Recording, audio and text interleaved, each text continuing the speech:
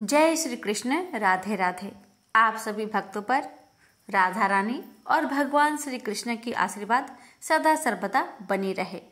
आज के वीडियो में आप सभी श्रवण करेंगे कार्तिक मास कथा अध्याय 10।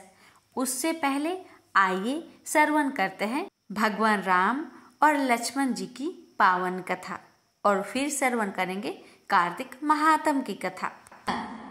एक नगर में एक जाट और जाटनी रहते थे और वह बहुत गरीब थे। एक बार जाटनी जाट से कहने लगी, मैं तुम्हें 4 रोटी बनाकर दूंगी, तुम नदी के किनारे जाना, वहां भगवान राम लक्ष्मण आते हैं, वहां जाकर तुम्हें कुछ पंक्तियां कहना है। जैसे राम बड़े लक्ष्मण छोटे, वे बैठे अम्बे की डाली, वो बैठे चंपे की डाली, मिट्टी का दशरथ बनावे, माखन मिश्री का भोग लगावे, दे परिक्रमा घर को आवे। जाट ने कहा, ठीक है। अब जाट रास्ते भर इन पंक्तियों को याद करता गया, पर जैसे ही नदी किनारे पहुंचा वैसे ही पंक्ति को भूल गया और कहने लगा, लक्ष्मण बड़े राम छोटे, वे बैठे अम्बे की डाली, वे बैठे चंपे की डाली, मिट्टी का दशरथ बनावे, माखन मिश्री का भोग लगावे, दे परिक्रमा घर को आवे। अब जाट की बातें सुनकर भगवान राम लक्ष्मण से कहते हैं, लक्ष्मण इसने तुम्हें बड़ा बताया है, इसे कुछ दे दो। तब लक्ष्मण ने कहा, हे राम, हे भैया, इसकी बुद्धि मलिन हो गई है, यह बड़ा ही मूर्ख व्यक्ति है, कहीं राम से भी इस दुनिया में कोई बड़ा है? तब भगवान राम बोले, नहीं लक्ष्मण, इसने तुम्हें बड़ा बताया है तो तुम्हें तो कुछ देना ही होगा, इसे कुछ दे दो। राम जी की बात सुनकर लक्ष्मण ने थोथे बांस में कुछ मोहर असरफी भरकर उसे दे दिया। रास्ते में मोहर असरफी को चोर लूट ले गए। जब जाट घर गया तो जाटनी ने पूछा, कुछ मिला तुम्हें? तो जाट बोला, मिला तो था, दुर्भाग्यवश चोर ने उसे लूट लिया। जाटनी ने कहा, कोई बात नहीं, कल फिर जाना। अगले दिन फिर जाटनी ने 4 रोटी बनाकर जाट को दे दिया और फिर सिखाया कि इस प्रकार पंक्तियां को बोलना। तो जाट बोला, राम बड़े लक्ष्मण छोटे, वे बैठे अम्बे की डाली, वे बैठे चंपे की डाली, मिट्टी का दशरथ बनावे, माखन मिश्री का भोग लगावे, दे परिक्रमा घर को आवे। जाट फिर रास्ते भर इस पंक्तियों को याद करते गया, पर जैसे ही नदी के पास पहुंचा वह भूल गया और फिर कहने लगा, लक्ष्मण बड़े राम छोटे, वे बैठे अम्बे की डाली, वे बैठे चंपे की डाली, मिट्टी का दशरथ बनावे, माखन मिश्री का भोग लगावे, दे परिक्रमा घर को आवे। फिर भगवान राम बोले, हे लक्ष्मण, यह व्यक्ति आज भी तुम्हें ही बड़ा बता रहा है, तुम इसे कुछ दे दो। फिर लक्ष्मण जी बोले, इसकी बुद्धि बहुत ही खराब हो गई है, मूर्खमती वाला व्यक्ति है, कभी राम से बड़ा इस दुनिया में कोई हुआ है? तब भगवान राम बोले कि लक्ष्मण, इसने तुम्हें बड़ा बताया है, इसलिए तुम इसे कुछ दे दो। लक्ष्मण जी ने इस बार भी जाट को सोने की ईंट दे दी। रास्ते में फिर चोरों ने उसे लूट लिया। जब जाट घर गया तो जाटनी ने पूछा, तुम्हें कुछ मिला है? जाट बोला, मिला तो था, लेकिन रास्ते में चोरों ने लूट लिया। जाटनी ने जाट से पूछा, तुम मुझे पंक्तियां सुनाओ, तुम नदी के पास जाकर कौन सी पंक्तियां सुनाते हो, एक बार बताओ। तो जाट बोला, लक्ष्मण बड़े राम छोटे, वे बैठे अम्बे की डाली, वो बैठे चंपे की डाली, मिट्टी का दशरथ बनावे, माखन मिश्री का भोग लगावे, दे परिक्रमा घर को आवे। जाट के मुख से पंक्तियां सुनकर जाटनी बोली, तुम तो बड़े ही भोले हो, कहीं राम से बड़ा इस दुनिया में कोई हुआ है? अब कल फिर जाना, अब इस बार ठीक ठीक बोलना। अगले दिन जाट फिर गया और उसने आज ठीक से पंक्तियां बोली। बड़े लक्ष्मण छोटे, वे बैठे अम्बे की डाली, वे बैठे चंपे की डाली, मिट्टी का दशरथ बनावे, माखन मिश्री का भोग लगावे, दे परिक्रमा घर को आवे। लक्ष्मण जी बोले, हे राम, आज इसको अकल आ गई है, आज इसे आप कुछ दे दीजिए। राम जी मुस्कुराए और आए और बोले कि भाई, मेरे पास क्या है, ये जौहर की मिट्टी है, इसे ले जा। यह कहकर अपने हाथ से थोड़ी सी मिट्टी की डली जाट को दे दिया। जाट बड़बड़ा कर जाने लगा कि आज मेरी पत्नी ने मुझे उल्टी सीख दी है। रोज सोना चांदी मिलता था, आज मिट्टी की डली मिली है। मिट्टी लेकर वह घर की ओर चल दिया। बीच रास्ते में फिर से चोर मिले और उन्होंने मिट्टी देखी तो मिट्टी देखकर कुछ नहीं बोले। अब जाट घर पहुंचा तो जाट ने से पूछा कि कुछ मिला?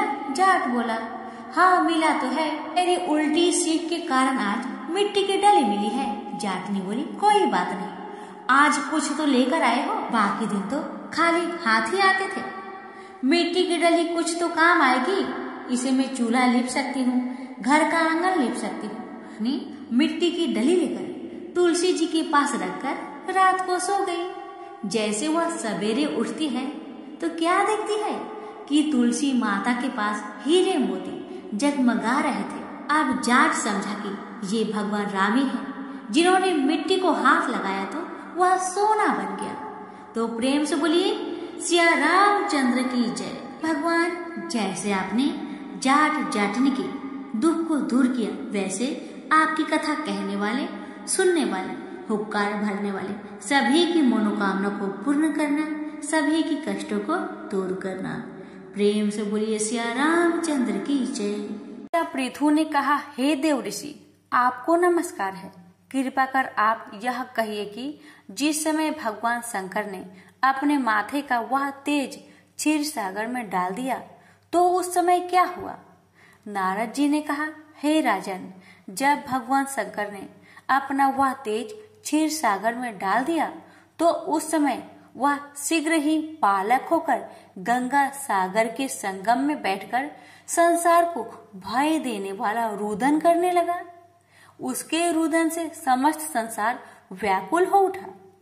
लोकपालों के मन में भी व्याकुलता हुई, चराचर चलायमान हो गया। शंकर सुवन के रुदन से ब्राह्मण व्याकुल हो गए। समस्त देवता और ऋषि मुनि व्याकुल होकर लोक पितामह श्री ब्रह्मा जी की शरण में गए। सबने मिलकर श्री ब्रह्मा जी को प्रणाम किया और उनकी स्तुति की। फिर कहा कि हे पितामह, यह तो बड़ा भयंकर समय उपस्थित हुआ है, हे महायोगिन, इसका नाश कीजिए। तब देवताओं की ऐसी बात सुनकर ब्रह्मा जी सत्य लोक से उतरकर उस बालक को देखने के लिए समुद्र तट पर आए। समुद्र ने ब्रह्मा जी को आता देखकर प्रणाम किया, बालक को उठाकर उनकी गोद में दे दिया। तब विस्मित होकर श्री ब्रह्मा जी ने पूछा, हे सागर, तुम शीघ्र कहो कि यह बालक किसका है? समुद्र ने विनम्र शब्द में कहा, प्रभु, यह तो मैं नहीं जानता, किंतु मुझे इतना अवश्य ज्ञात है कि यह गंगा सागर के संगम में प्रकट हुआ है। अतएव हे जगतगुरु, आप इस बालक का जात कर्म आदि संस्कार कीजिए, इसका जातक फल बताइए।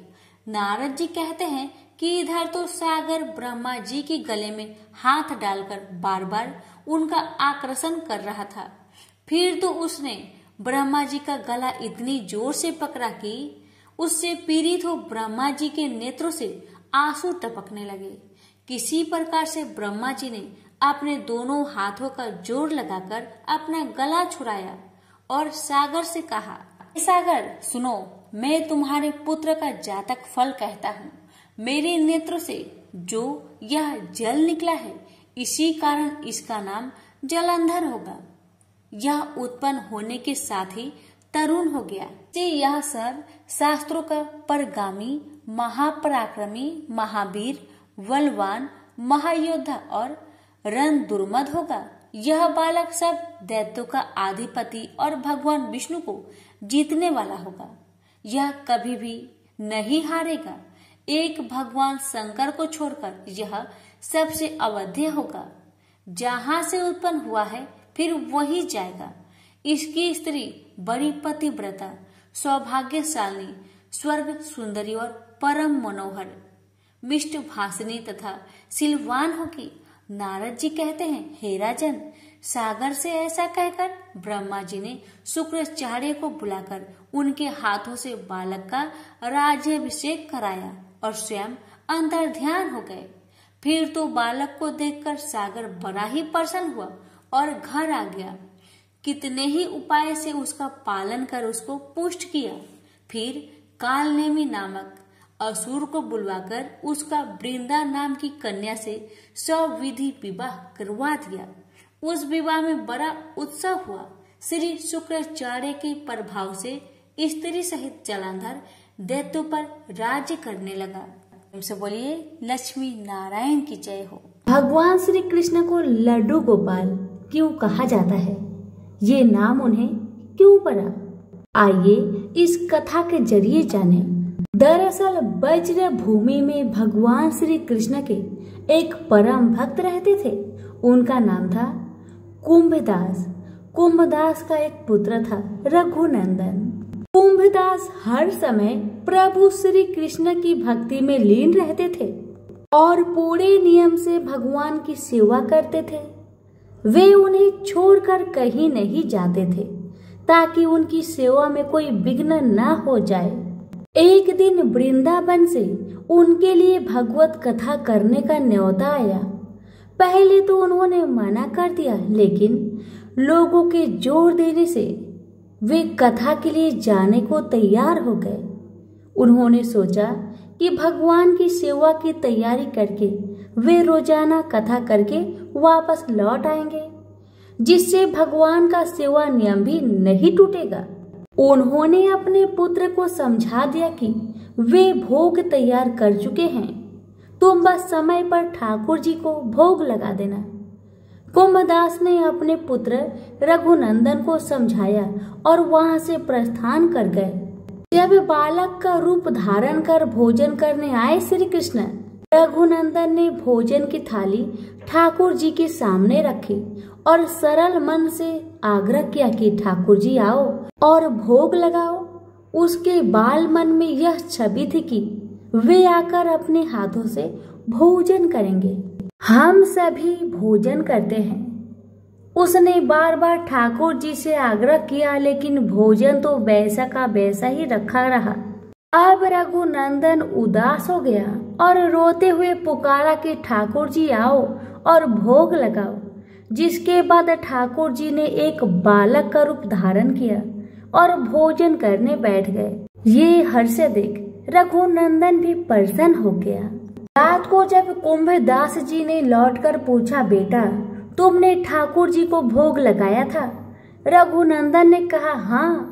उन्होंने प्रसाद मांगा तो पुत्र ने कहा कि ठाकुर जी ने सारा भोजन खा लिया। उन्होंने सोचा कि बच्चे को भूख लगी होगी तो सारा भोजन उसने ही खा लिया होगा। अब तो ये रोज का नियम हो गया कि कुंभदास जी भोजन की थाली लगाकर जाते और रघुनंदन ठाकुर जी को भोग लगाते, और जब वे वापस लौट कर आते तो वो प्रसाद मांगते। उन्हें एक ही जवाब मिलता कि ठाकुर जी सारा भोजन खा लिए। कुंभदास जी को अब लगने लगा कि पुत्र झूठ बोलने लगा है। कुंभदास ने एक दिन लड्डू बनाकर थाली में सजा दिए और छिपकर देखने लगे कि बच्चा क्या करता है। रघुनंदन ने रोज की तरह ही ठाकुर जी को पुकारा तो ठाकुर जी बालक के भेष में प्रकट होकर आए और लड्डू खाने लगे।